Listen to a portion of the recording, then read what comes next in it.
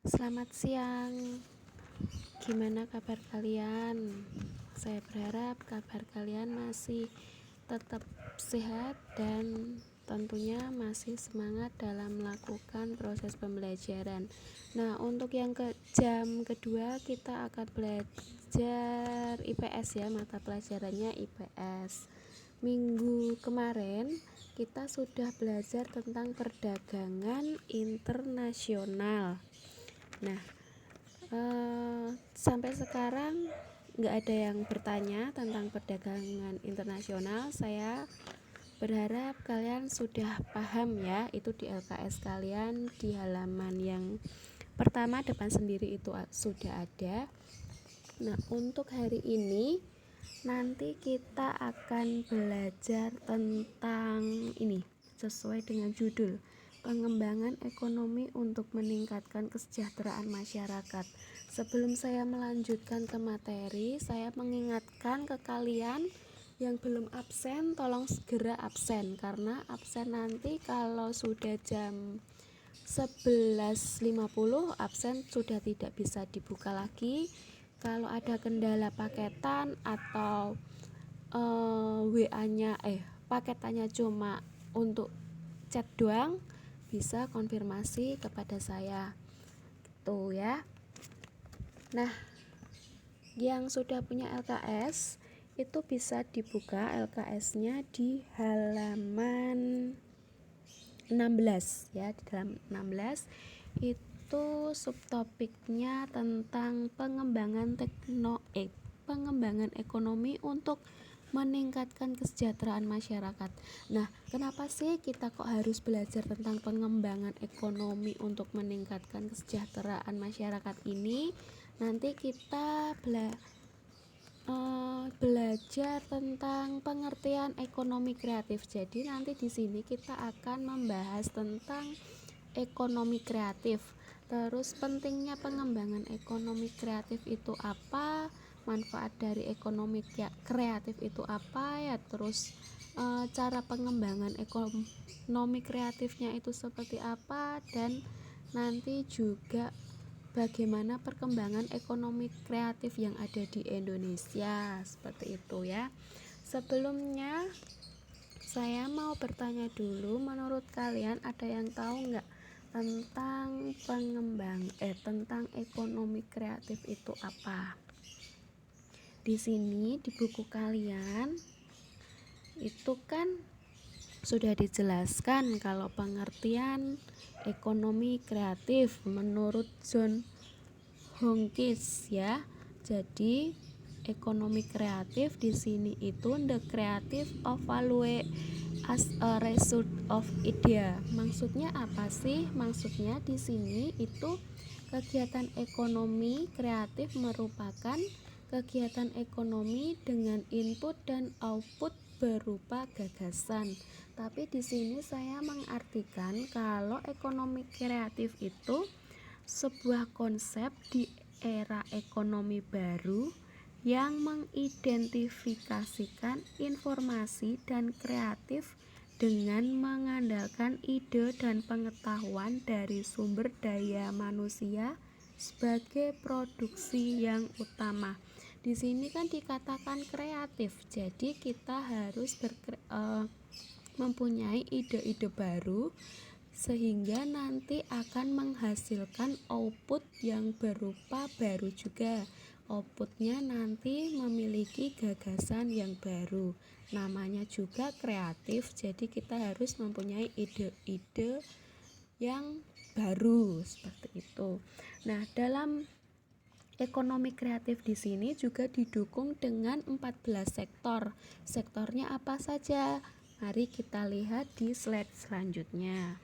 Di sini ada 14 sektor ekonomi kreatif. Yang pertama ada periklanan, terus pasar barang seni, arsitektur, kerajinan, desain, fashion, film atau video, pemain interaktif, musik, terus ada seni pertunjukan, ada penerbitan dan percetakan, piranti lunak.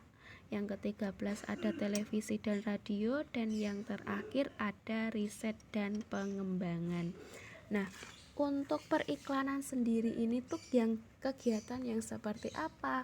Jadi untuk periklanan ini itu kegiatan periklanan ini tuh sangat memanfaatkan media dalam industri kegiatan periklanan komunikasi satu arah dengan medium tertentu. Tuh. Terus kalau yang pasar barang seni ini tuh kegiatan yang berkaitan dengan perdagangan barang. Barang yang gimana? Barang yang asli, unik, atau langka yang memiliki nilai seni dan nilai sejarah. Contohnya apa sih barang yang seni ini itu? Misal kerajinan, terus senjata-senjata yang kuno, alat musik tradisional, itu termasuk dalam contoh pasar barang seni. Terus yang selanjutnya ada arsitektur. Nah, untuk yang arsitektur ini, kegiatan arsitektur ini itu berkaitan dengan desain bangunan, baik dari level makro sampai level mikro. Nah, contohnya apa untuk arsitektur? Contohnya itu ada pendesain taman, terus pendesain perencanaan kota, terus ada perencanaan konstruksi, bangunan sejarah, dan masih banyak lagi. Yang keempat itu sektor kerajinan.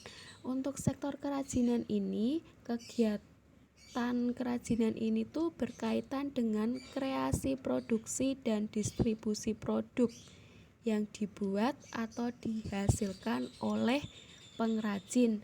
Pembuatannya ini itu dari proses awal sampai proses akhir. Antara lain kerajinan ini meliputi apa aja? Meliputi kerajinan logam, serat, kulit, dan lain-lain. Terus ada sektor desain. Nah, untuk sektor desain ini tuh kegiatan yang berhubungan dengan kreasi desain grafis. Terus ada desain interior, desain produk, desain industri, dan jasa riset pemasaran. Yang selanjutnya ada sektor fashion.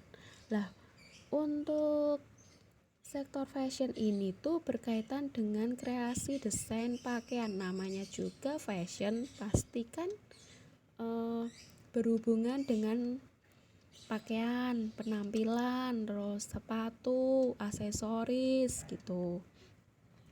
Terus ada sektor video dan film. Nah, untuk sektor video dan film ini kegiatannya ini berkaitan dengan video dan film serta distribusi rekaman film, termasuk penulisan skrip, dubbing film, dan dan narasi saat pembuatan film atau video. Terus selanjutnya ada sektor pemain interaktif. Sektor pemain interaktif ini bisa disebut juga dengan game. Jadi kegiatan ini berkaitan dengan kreasi, produksi, dan distribusi permainan komputer dan video yang bersifat hiburan. Tapi untuk sektor ini sifatnya tidak hanya hiburan saja, tapi berhubungan dengan proses pembelajaran seperti itu. Terus ada sektor musik. Sektor musik ini itu kegiatan yang berkaitan dengan kreasi atau komposisi pertunjukan. Misal pertunjukan apa? Pertunjukan musik, konser, itu termasuk sektor musik. Terus selanjutnya ada sektor pemain interaktif udah ya. Terus sektor seni pertunjukan. Nah, seni pertunjukan ini itu kegiatan yang berkaitan dengan pengembangan konten produksi pertunjukan. Misal pertunjukan apa? Pertunjukan wayang, pertunjukan teater, pertunjukan opera, dan lain-lain. Terus ada sektor penerbitan dan percetakan. Jadi untuk penerbitan dan percetakan ini kegiatannya apa? Kegiatannya di sini itu berkaitan dengan penulisan konten dan penerbitan buku. Tidak hanya penerbitan buku, tapi juga penerbitan jurnal, majalah, koran, terus surat kabar. Nah, untuk sektor ini itu juga mencakup perangko, uang kertas, materai, tiket pesawat, dan lain-lain. Selanjutnya ada sektor piranti lunak.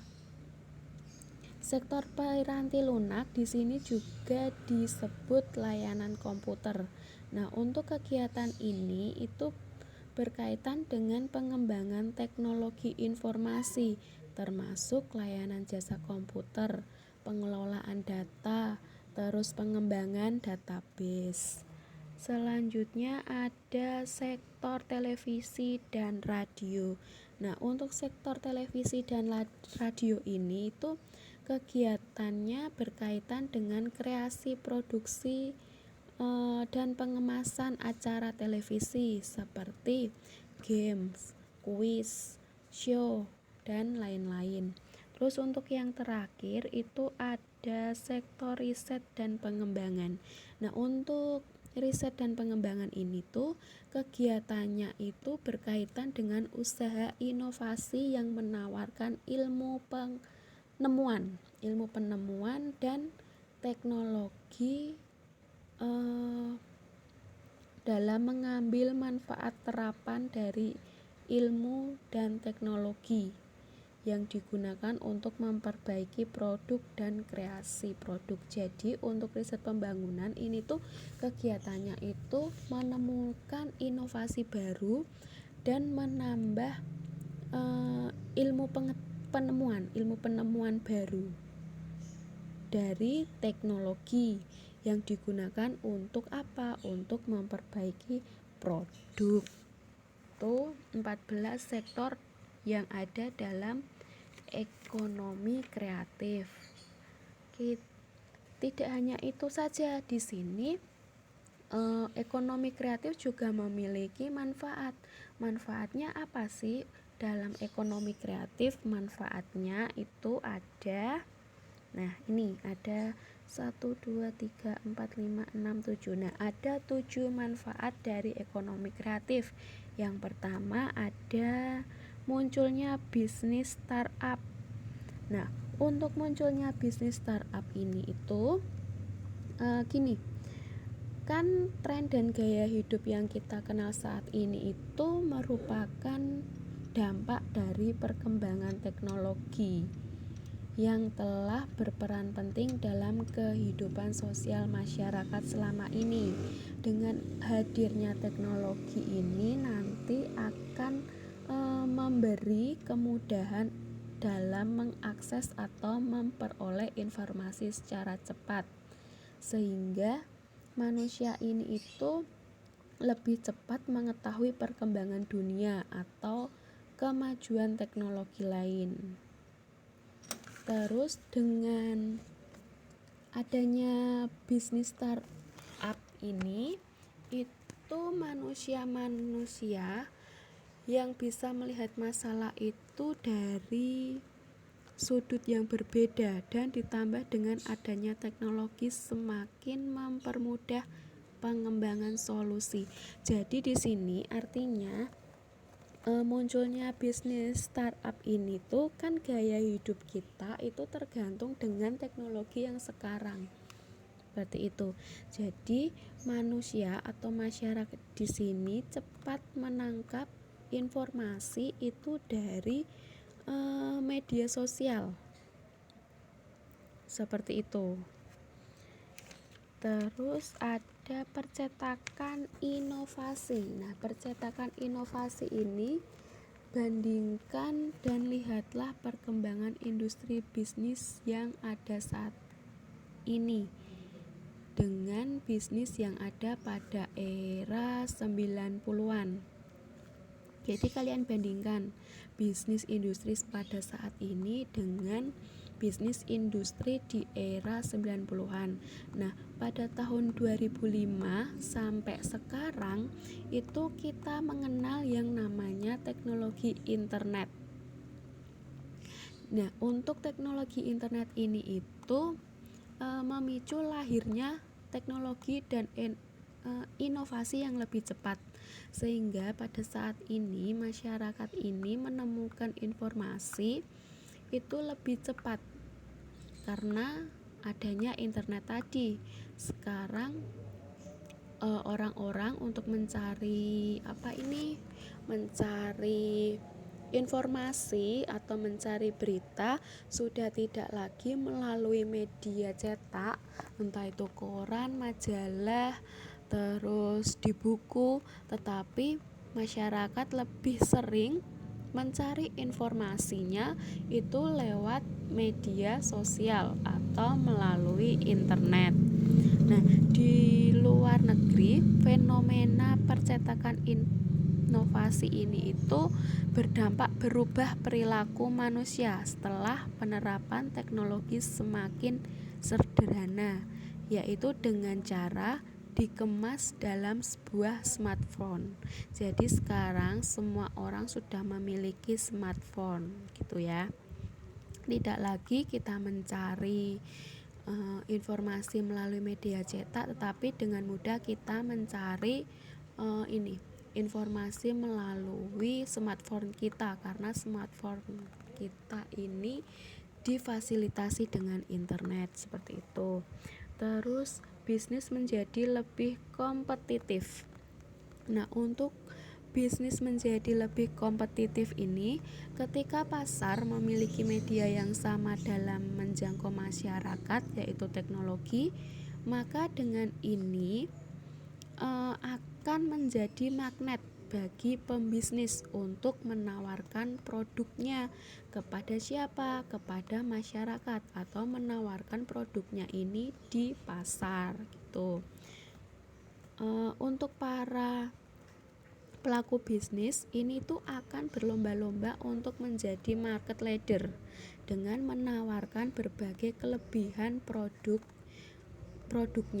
yang dihasilkan oleh pembisnis itu kepada masyarakat atau di pasar seperti itu. Terus yang selanjutnya ada meningkatkan kualitas produk. Nah, untuk meningkatkan kualitas produk ini itu mudah untuk menjangkau masyarakat, di mana manfaatnya ini itu para pelaku bisnis untuk menghasilkan sebuah produk sebanyak-banyaknya.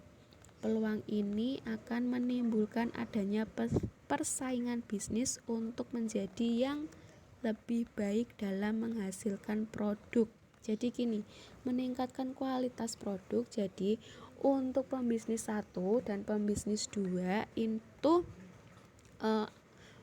memproduksi atau menghasilkan sebanyak-banyak produknya. Misal saya memproduksi baju, terus si A memproduksi sepatu, maka saya dan A ini akan memproduksi banyak-banyak produk saya.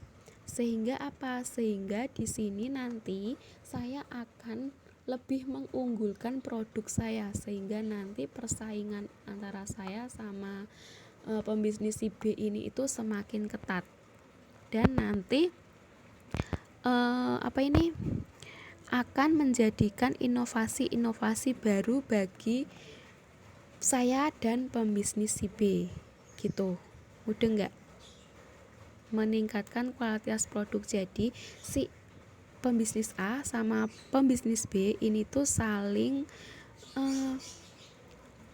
mengunggulkan produknya. Terus nanti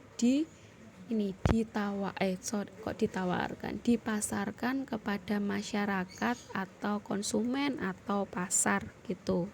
Jadi pembisnis ini itu harus pinter-pinter inovasi, terus kreatif juga seperti itu.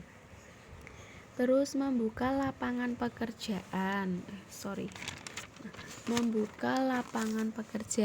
Nah, perkembangan ekonomi kreatif ini tuh nanti akan menciptakan banyak pasar baru, sehingga secara langsung akan menciptakan adanya ketersediaan lapangan pekerjaan bagi masyarakat. Tuh.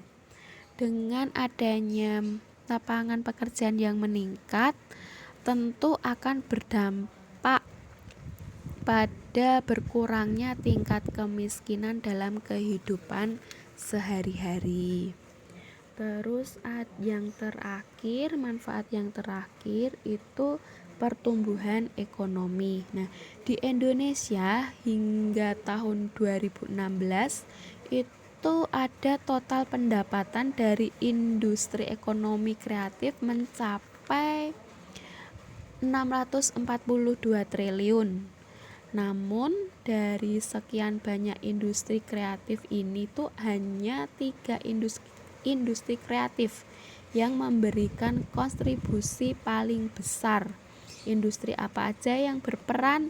Di sini yang berperan hanya industri kuliner, fashion, dan industri atau sektor industri kerajinan. Itu coba sampai di sini kalian pahami dulu. Kalau semisal kalian tidak paham, silahkan kalian bisa bertanya lewat form diskusi kita, lewat WA grup kelas ya. Jadi jangan malu untuk bertanya. Jadi kalau nggak ada pertanyaan berarti kita pembelajarannya tidak ada diskusi, kan garing ya, nggak ada diskusi. Kalau kalian hanya diem, cuma absen, terus buka YouTube, cuma didengarkan, kalian nggak paham, kan eman-eman gitu. Terus selanjutnya, ini upaya meningkatkan ekonomi kreatif. Nah, dalam meningkatkan ekonomi kreatif nanti itu ada beberapa strategi. Sebelum kita masuk ke strategi yang digunakan, itu dalam ekonomi Indonesia ini tuh memiliki acuan. Acuannya itu ada di UUD 1945, yaitu tentang sistem ekonomi Pancasila yang di dalamnya terkandung demokrasi ekonomi.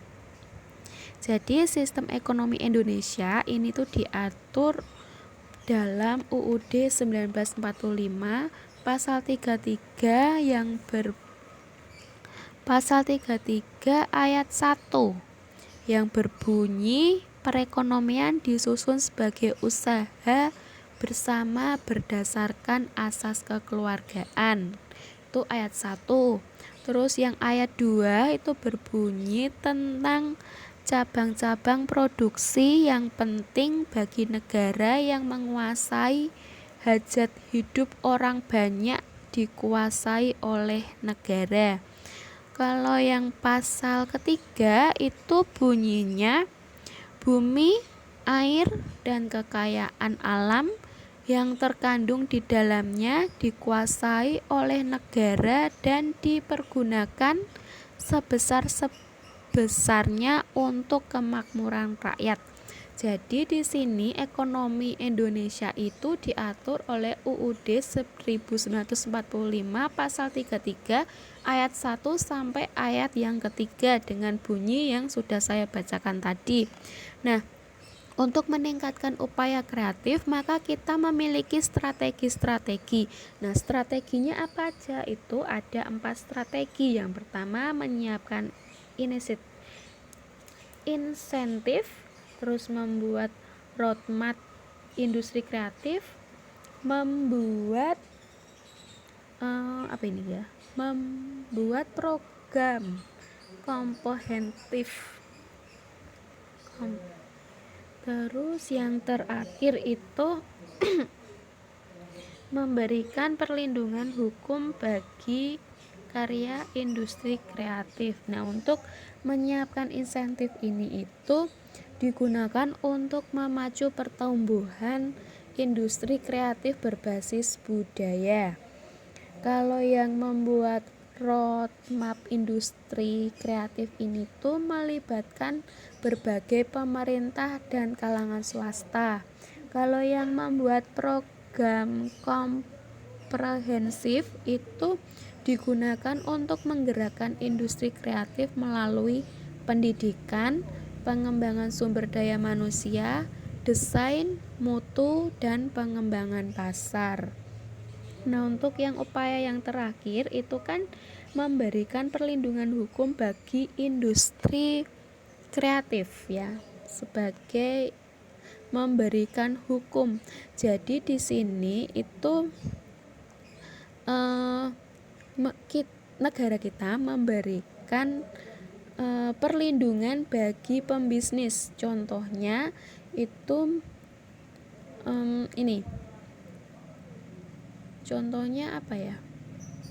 Contoh, ada yang tahu nggak? Contohnya memberi perlindungan hukum bagi karya industri kreatif.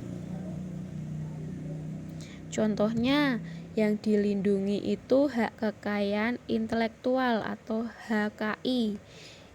Antaranya buku, tulisan, drama, tari, karya seni itu kan dilindungi. Kayak buku, misal buku buku zaman dulu, buku kuno itu kan dilindungi. Terus juga kalau yang mencuri buku akan dikenakan hukuman. Terus kayak tarian tradisional itu kan juga wajib dilindungi. Semisal ada orang yang menyalahgunakan tarian, misal tarian tradisional digunakan di klub gitu kan, itu pastikan terkena sanksi dan itu harus mendapat hukuman seperti itu.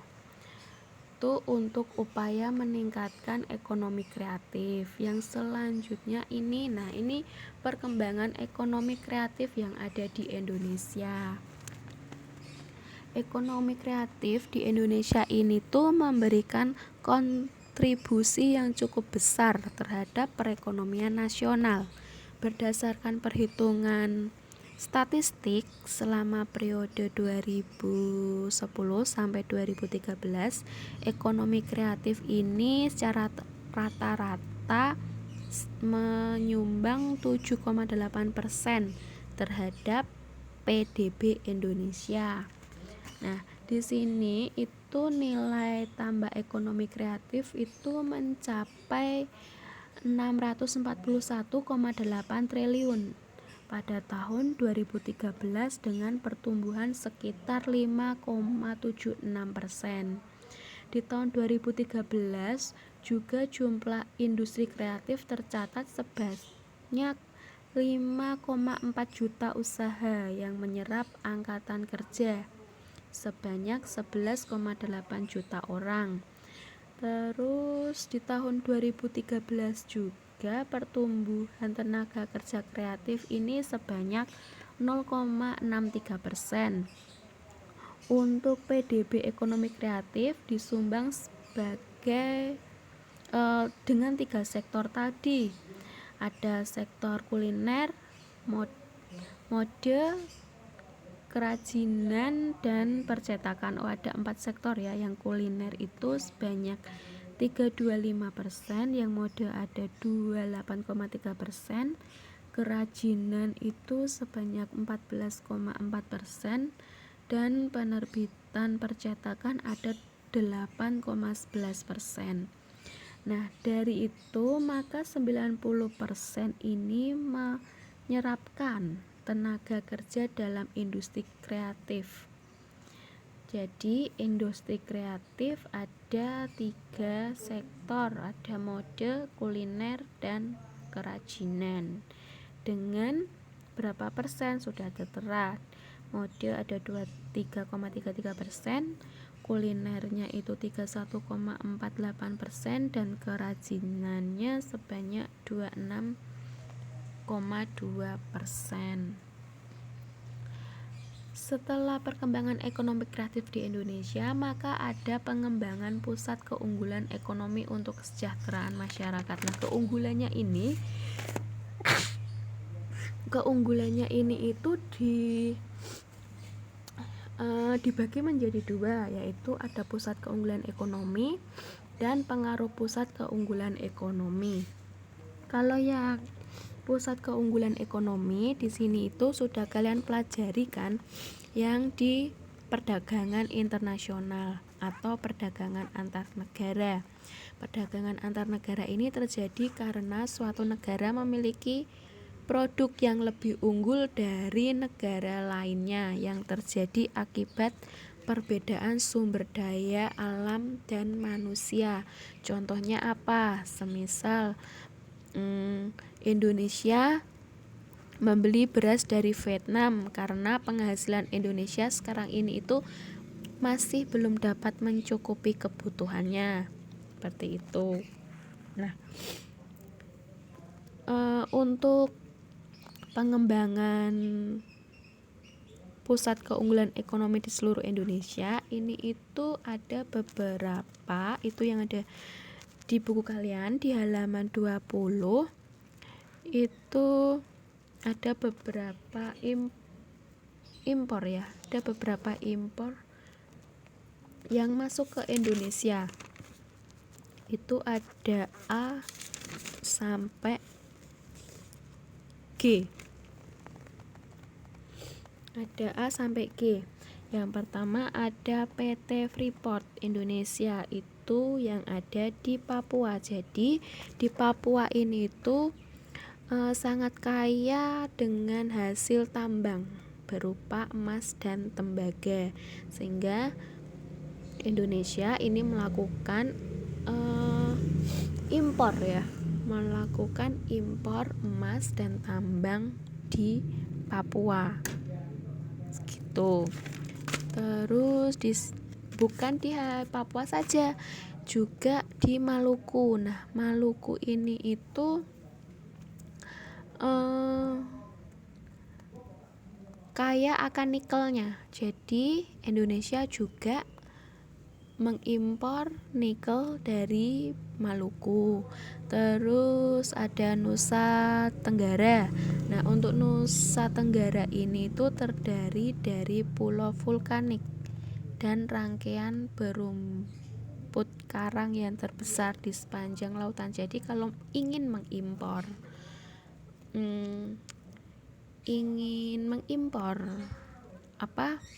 terumbu karang atau kerang, itu bisa kalian impor di Nusa Tenggara. Terus bukan hanya di Nusa Tenggara saja, juga di Sulawesi, terus di Kalimantan gitu. Kalau Kalimantan itu perkebunan dan pertambangannya itu bagus ya. Terus di daerah Jawa dan Bali, terus itu daerah Sumatera juga itu udah ada di LKS kalian bisa baca sendiri di halaman 20 sampai halaman 22. Untuk yang kedua ini pengembangannya dengan pengaruh pesat keunggulan ekonomi. Nah, di pengaruh pusat keunggulan ekonomi itu terdiri dari 4 pusat. Yang pertama, pemusatan sumber daya manusia, terus perkembangan ekonomi, perubahan sosial budaya, dan yang terakhir itu pengaruh pusat pertumbuhan dan semakin berkembang terhadap sosial budaya. Seperti itu yang pengaruh pusat keunggulan ekonomi. itu materi hari ini. Jika ada pertanyaan atau kurang jelas, bisa kalian tanyakan lewat kolom komentar atau lewat grup. Kalau kalian malu bertanya lewat grup, kalian bisa bertanya secara pribadi ya, japri saya. Nomor saya sudah tertera di grup kalian. Seperti itu. Itu yang saya sampaikan hari ini. Nanti kita lanjut di pertemuan selanjutnya. Kalian pelajari dari perdagangan internasional sampai hari ini. Mungkin nanti pertemuan selanjutnya kita akan mengerjakan soal. Itu saya akhiri pertemuan hari ini dengan berdoa menurut agama dan keyakinan kalian masing-masing. Berdoa, mulai. Berdoa, selesai. Oke, sampai di sini dulu pertemuan hari ini. Tetap semangat dalam belajar, jangan males-malesan. Oke, selamat siang.